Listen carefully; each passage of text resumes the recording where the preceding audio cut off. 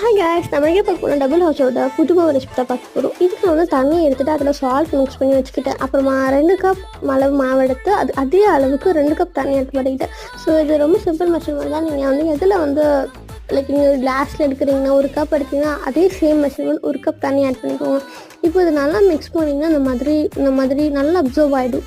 So அதுக்கப்புறம் நல்லா அதை உடச்சி விட்டுட்டு 20 மினிட்ஸ் ரெஸ்ட் பண்ண சொல்லியிருந்தாங்க. நான் வந்து 30 மினிட்ஸ் ரெஸ்ட் பண்ணேன். அதுக்கப்புறம் நெக்ஸ்ட் ஃப்ளஃபி 1/2 டீஸ்பூன் நெய் விட்டு நல்லா மிக்ஸ் பண்ணிக்கிட்டு, அது ஆப்ஷனலாக நீங்கள் வேணால் பண்ணுங்கள், இல்லைனா நீங்கள் ஸ்கிப் கூட பண்ணிக்கலாம். இதை நான் சேர்த்து நல்லா மிக்ஸ் பண்ணிக்கிட்டேன்.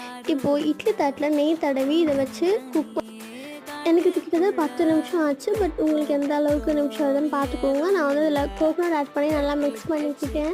ஸோ இதில் நான் வந்து இன்றைக்கி வந்து ப்ரௌன் சுகர் ஆட் பண்ணி ரொம்ப நல்லாயிருக்கும். நான் வந்து இன்றைக்கி வந்து பவுடர் வெல்லம் ஆட் பண்ணியிருக்கேன். ஸோ இது நீங்கள் தண்ணியை புட்டு வச்சுட்டு சுகர் மிக்ஸ் பண்ணி சாப்பிடலாம். பட் இப்படி தான் நாங்கள் சாப்பிடுவோம்.